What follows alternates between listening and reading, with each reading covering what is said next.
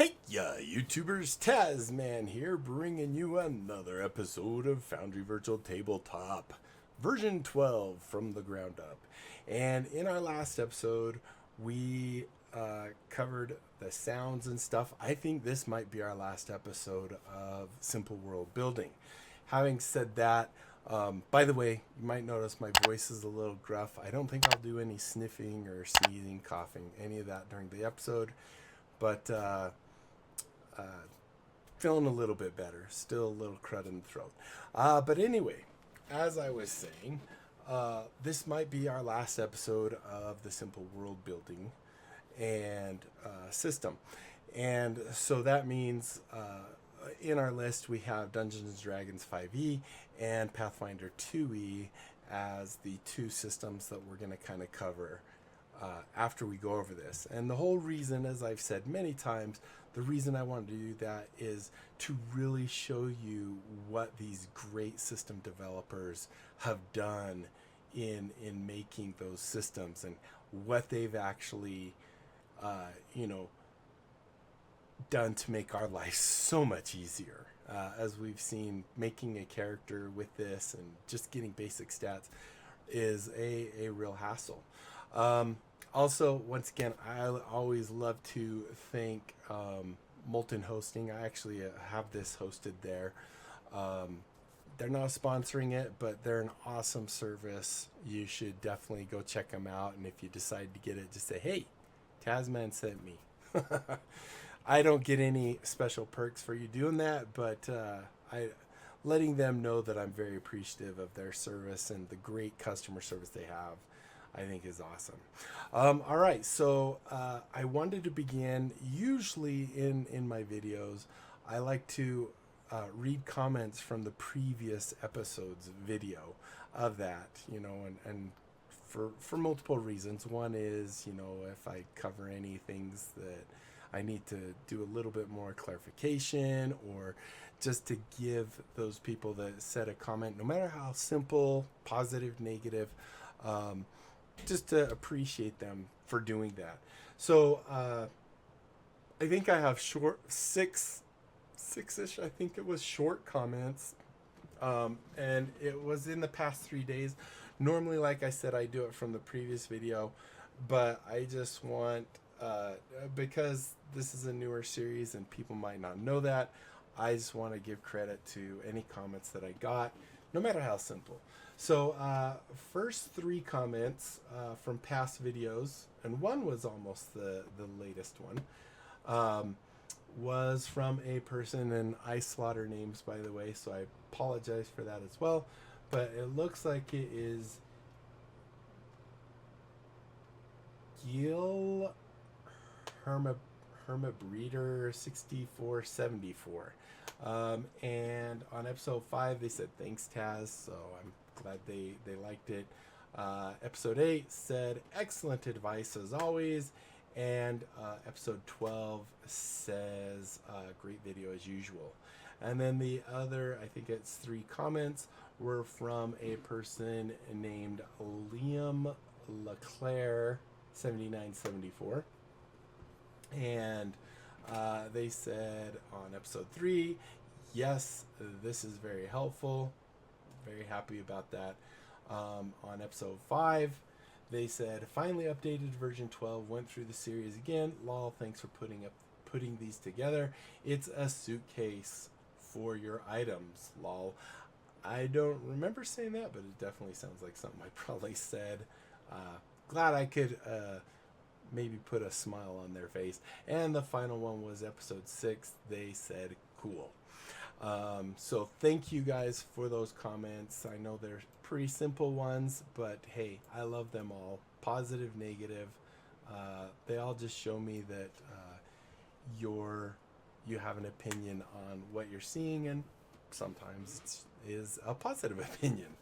All right, so in this episode, we're going to jump into regions, and then, like I said, I think that is everything with the Simple World Building system and kind of the core of Foundry.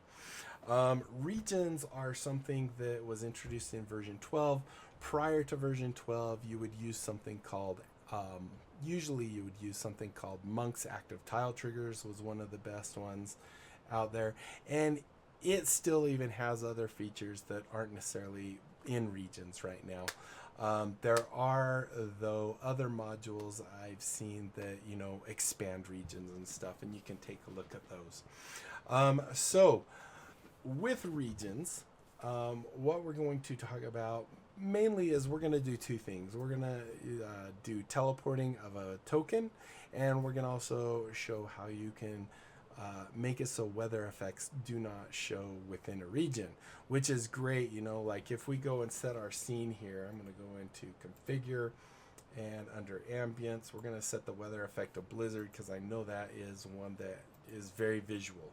So as you can see, right now we have blizzard going everywhere, but it kind of even looks like it's inside the inn, and we don't necessarily want that. We want to make it so that just for a little bit more immersion, the inside the inn is actually clear.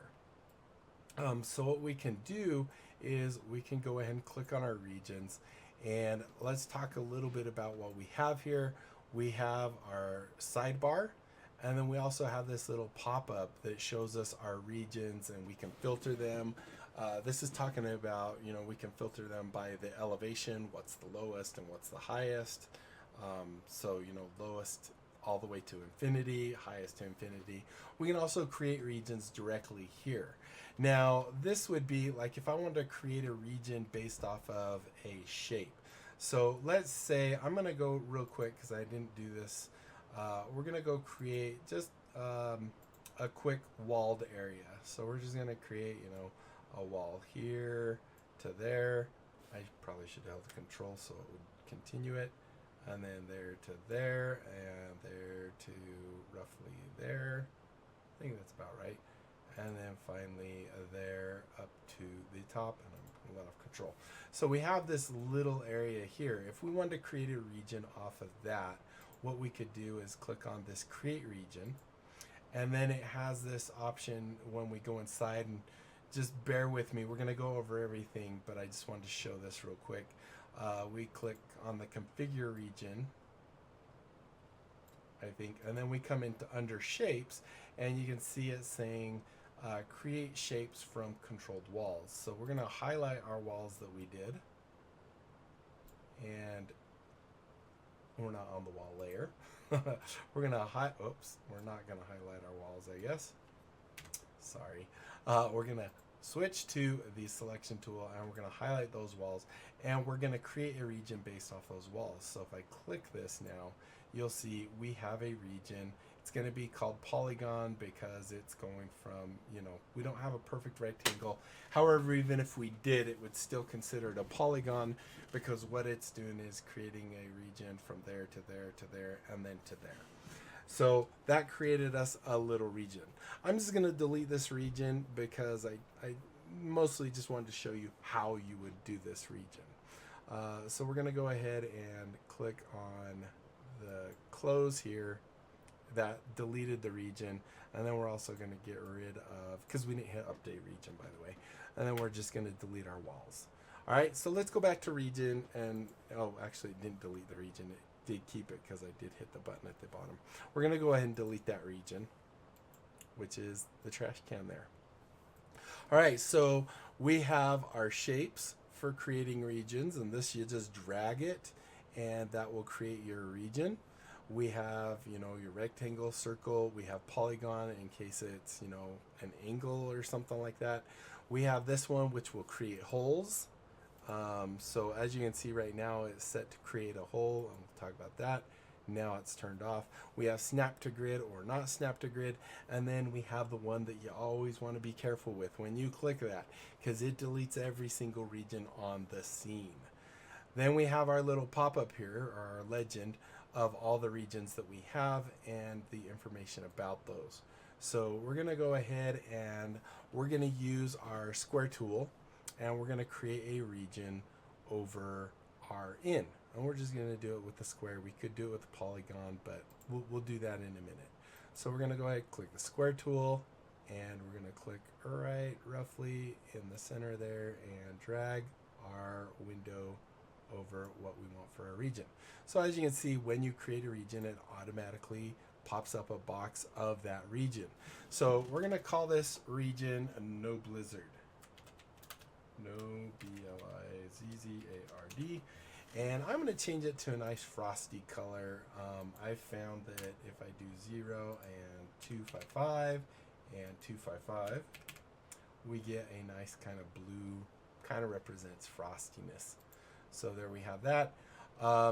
This is what is the elevation. If you actually want to set the elevation of a region to be a certain height, so like if it were to teleport and someone flew over it at elevation of 10, but you had the top of the region to be, 5 right here, then that person that flies over it wouldn't react to that region in any shape, way, or form.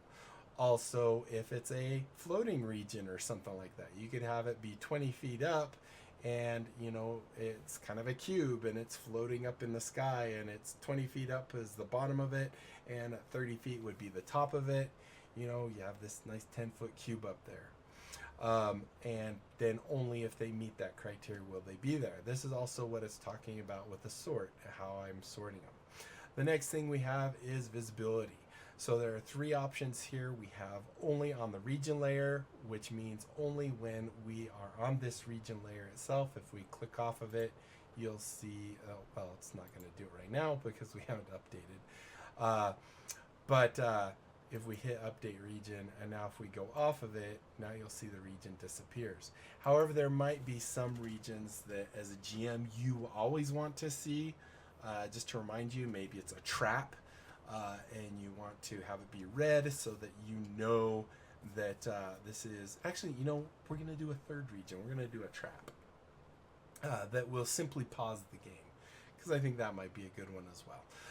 So anyway, we're going to go back. To get back to where we were, we click on the regions, then we go to our No Blizzard because that's the one we want, and we click on configuration. We also have the lock region, so we can't edit the region or change the region, and we have the delete, which you saw me do with the walled region. We're going to go ahead and click on the configure, and that brings us back here again. Our other options here were to always show the region for the game master. So no matter what layer we're on, we would always see that. In this case, with the weather one, it doesn't matter if I ever see it. I will always see where there's no weather, which is what I want. So I definitely only want this one showing on the region layer. If I have always for game master, like I said, it'll always, no matter what layer I'm on, I'll be able to see it. Trap would be good, maybe a teleport, so I remember, oh yeah, there's a teleport there, or something like that. And then there's always for anyone. So maybe once they've discovered the teleporter, you can turn it on always for everyone so that they can see that visually on the map. What they'll see is basically the same thing we're seeing here, just a grid or a region that has this fancy little diagonal line in the color that your region is. So we're going to set up our No Blizzard. Now we're going to actually also set this up so that we have multiple regions, because we have a little diagonal shack here, another shack here, we have another rectangular, so we have various shacks. So what we want to do to add more regions, and it'll automatically add it under the No Blizzard, is if we have No Blizzard selected, and let's do this one up here first. We'll go ahead and click on that, and we'll start here, and we'll go there, and you'll notice it's the same color, and that's because it's actually the same region. So now we have 2 regions, and we're going to go ahead and do a polygon region to cover this area. The way you do the polygon is you click and start dragging, and then when you get to an end that you want, you click it once, and that will create a point, and then you would drag it here, that'll create a point, and when you're done, you want to double click. So we're going to click and drag here, and I'm not clicked anymore. I'm just on the default. Oh, crud. Don't go so far. So now I'm going to go ahead and click. That will create a point, and then I'm going to click right here. That'll create a point, and then I'm going to double click here, and that will create our final point. And then finally, let's do this one the same way. We're going to click and drag, and then I'm going to go there, click, and there, a double click. And now we have our various regions, various shapes on the thing. And you'll notice that it's just all no blizzard. So now let's make these regions work and talk about the stuff inside. So we've already talked about everything here. The next thing is the actual shapes. So if I click on shapes, you'll see we have rectangle, rectangle, polygon, polygon.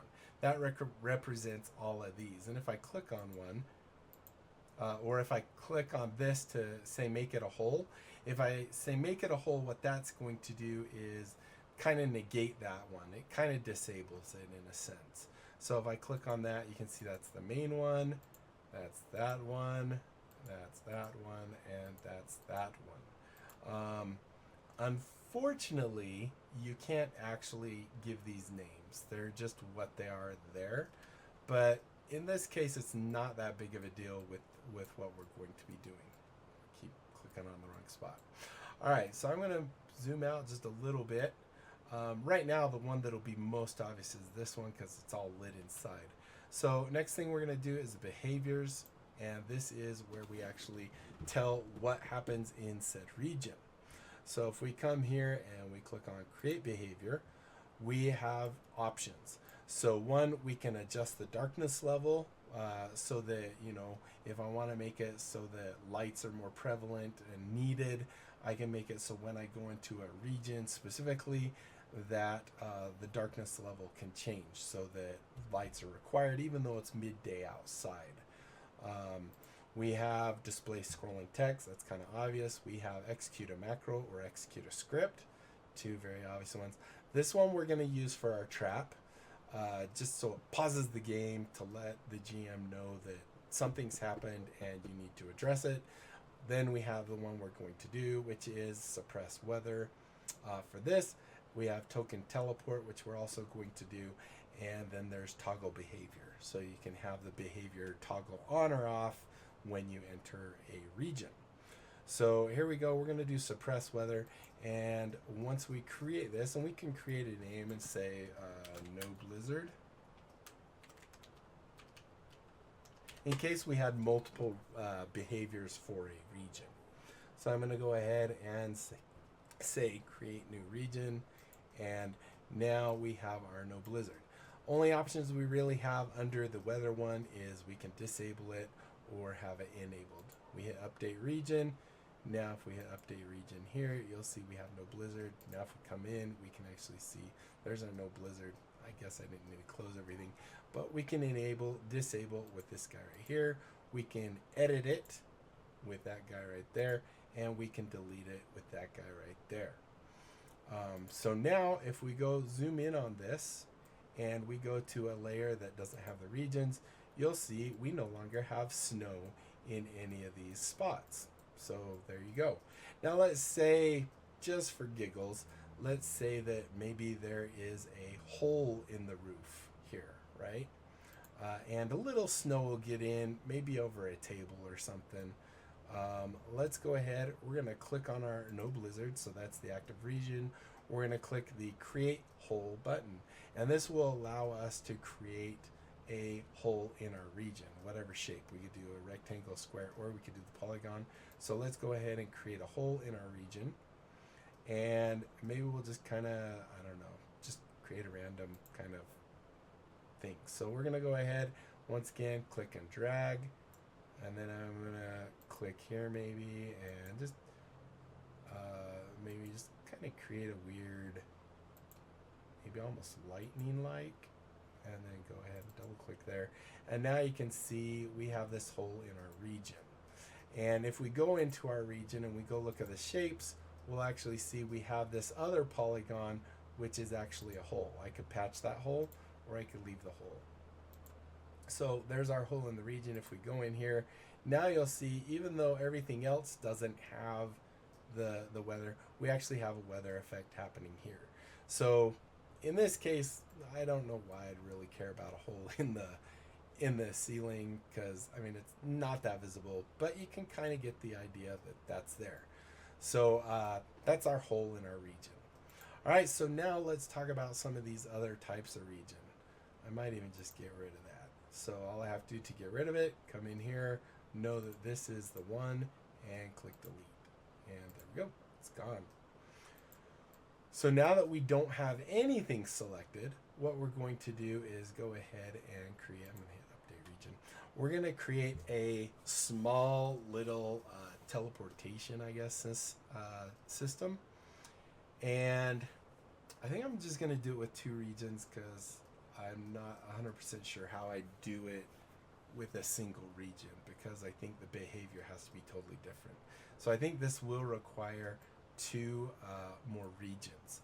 So now that we don't have any regions selected, if we come up here and we're not creating a hole, we're gonna say if you've ever played Clue, there's always from the 2 corners opposite of each other, there's a secret passage from the dining room to the kitchen or something like that, or the ballroom to the kitchen or something. We're gonna kind of simulate that. We're gonna create a little region here that will be called dining room, because it's the dining room. We're going to create another one right here called kitchen. And what we're going to do is create a little secret passage. Let's go ahead and just lock that so we don't mess it up on accident. All right, so let's go ahead and start that. We're going to just draw maybe right here a little square. It looks like it's going to do kind of a purple, which I'm happy with. And I'm going to, just to keep it organized, I'm going to call this dining room. Dining room, okay? And I kind of like this color. I'm going to leave it purple. It kind of reminds me of the nether portals or something, which is a transportation way in Minecraft.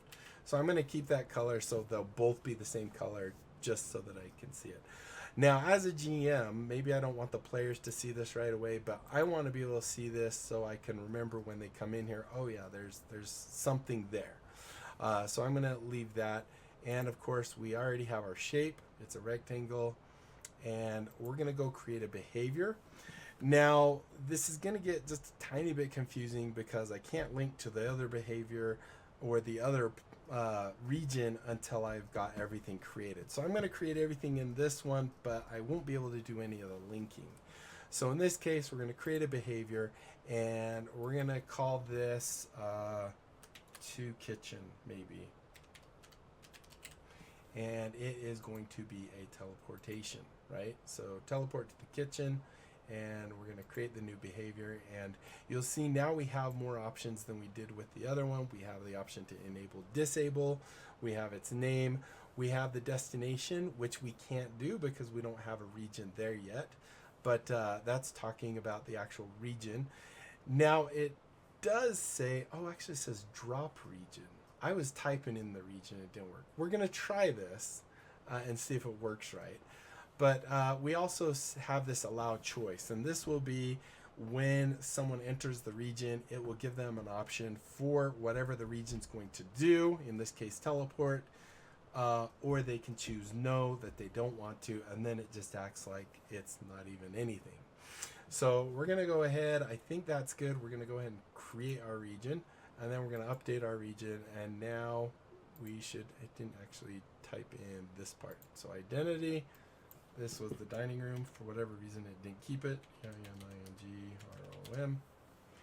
And we're going to go ahead and update that region. So now we have a dining room region. That's that purple. We're going to unselect it by clicking it again.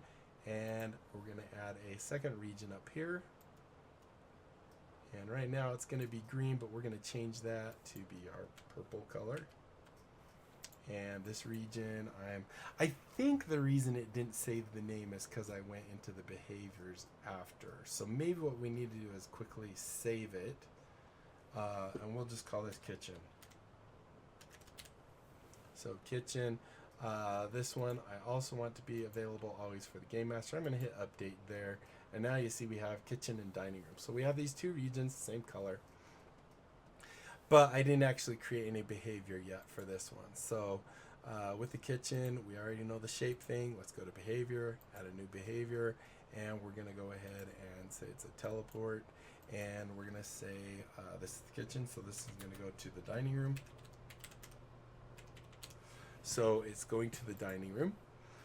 And now, like I said, I've never tried this, so I don't know if this is going to work, but I'm curious. So now we're going to go ahead and click on that. So we want this to go to the dining room. So it says drop. So I'm assuming we just go like that. No. No. Okay. I wasn't sure if it was going to work. So this is our region kitchen. We're going to do it the other way, and maybe I'll try and figure out the other way.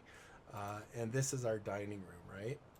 So what we're going to do is, because this is in the kitchen going to the dining room, we want to get the UUID. To get that, we just click on this little book looking thing up here, and it will copy to the clipboard, and we hit paste in here, hit add document, and now up here you'll see it has to the dining room, or it teleports to the dining room.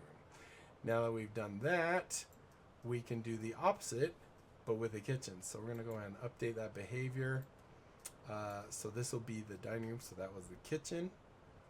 If we go look at the behavior, we have to dining room. Just make sure we have it all set. Okay, so now we want to do the same thing, but we want to do the kitchen. So we're on region kitchen. We want to click on that to copy it to the clipboard. We're going to go to behaviors. We're going to edit it, and we're going to paste it in here. And we're going to hit add, and now we have it going to the kitchen. So we're going to hit update, and I guess update. So now we should have a teleportation system that will go from here to here when a player gets on it. And it should ask, I think I set both of them to ask, right? Let's just double check. Behavior. No, this doesn't say allow choice. Actually, let's leave the one from in the kitchen. We'll leave the kitchen to not give a choice. That way you'll get to see it. All right. But I did set the dining room to choice, right? That's what I got to make sure. We did not. Okay, but now we did. All right. So there we go. And there we go. All right. So I'm going to jump here. Now you can see I obviously didn't click that one, but here you can actually see it. I think what I'm going to do on this one is actually make it visible to player as well. That way you can see it when we go. So this is the dining room. We're going to go to edit. I didn't realize I didn't have that clicked. To kitchen. Actually, it's not this one I'm thinking of. It's this one. And we want to say always for anyone. All right. So now we're going to go to our player view. Click on that. We're not paused, so we're good there. Let's go ahead and pull up our player. So they're still outside from last time. When we go in, if I did everything right, we should see a little square here, but no little square here. And we might not see that already because it's behind a wall. So Joseph here is going to open the door. Oh, that was loud. Lucky you guys didn't have to hear that. And if we come down here, you can see that I'm able to see that there's a little square here, right? So Joseph here is going to go on that one. And as soon as they enter it, you'll see, do you want to teleport Joseph? So if I say no, it will make it so that Joseph doesn't teleport.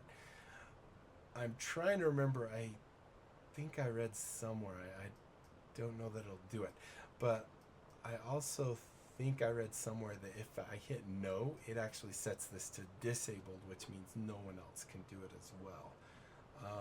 Let's go ahead and hit no and just see. So if we go off of it and back on, no, okay, it's still active. All right, so that's good. So we're going to teleport, and there you go. Now you can see we're in the kitchen, but it's not showing us the one in the kitchen. When we come here, it shouldn't give us a choice. It should just do it, right? So Joseph's going to come here, and there he goes. Teleports back into here, and it's like he was never gone. So there you go. That is the teleport. The last one I want to do, maybe we'll just pretend like there's a trap outside these doors. So we're going to switch back to GM view, and we're going to create one more region. And this one we're going to do as red. And let's go ahead. Actually, let's set it over the cellar. So like it breaks and you fall down into it. So we're going to create a region here. We're going to go ahead and call this trap. And with a big R to let you really know it's a trap. We're going to go ahead and let's change it to a nice bright red to say danger, danger. And we'll make this so this is viewable for the game master. We already have the shape. Now we have a behavior. We simply, and we can actually have more than one behavior go on. But we're just going to do one behavior. We're going to pause the game. And Actually, no, let's do 2. Let's try the scrolling text and see what it does. So we're going to say create new behavior. It's going to pause the game. It's enabled. We don't need to do this. Is it a one-time trap? So is it going to be able to go more than once, or is it just once? Let's say it's a one-time trap. Once it's gone off, the cellar doors break and you're toast. We're going to add a second behavior just because we can. We're going to add the scrolling text, I think, and say you have, oh, actually, no. Let's call this the trap. So we'll also call it trap. Scrolling behavior. I was going to type what you actually happen.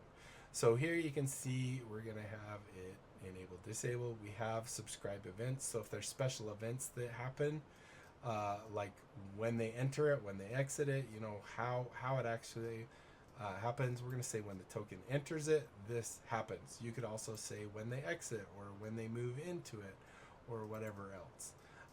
Here's the text. We're going to go ahead and say you have fallen. Go ahead and do that. What are we at? We're at 31 minutes. Darn it. We're going to have the text color be a nice bright red. And then we can set the visibility of that to who.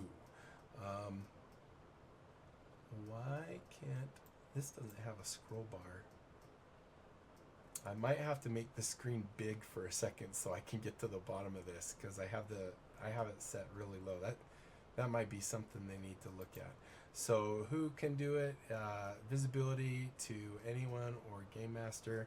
We're just gonna make it, I can't even tell what else it says. I'm gonna hit full screen, which is gonna mess up your guys' view of everything, but I can actually see better now. So under visibility, I'll read you what it says. It does say game master, observer, or anyone. We're going to set it to anyone.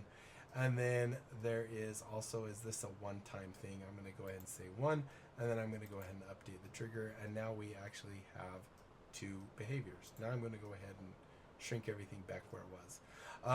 So let's update the region. So now I didn't actually save it after doing that. It's kind of weird that it reverts. I guess it's just reverts back to the default. So we'll do trap. And it also didn't keep my color. So we'll just do that. So seems like you always want to save it after you've done this page and then go back in. All right, so now we have a trap. All right, let's go back to our player view. Go here. Didn't even save the thing. Oh, hopefully it saved the rest of it then. I guess we'll find out. We're almost out of time. All right, so here comes Joseph. He's going to go ahead and open these doors. That one's locked, I forgot.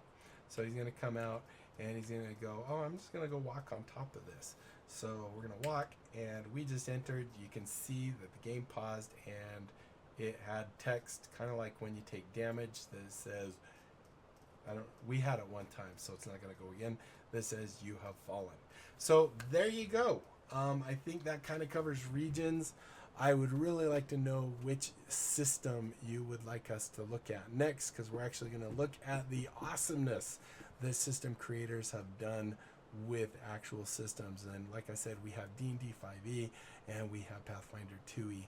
Which of those two would you like to see first?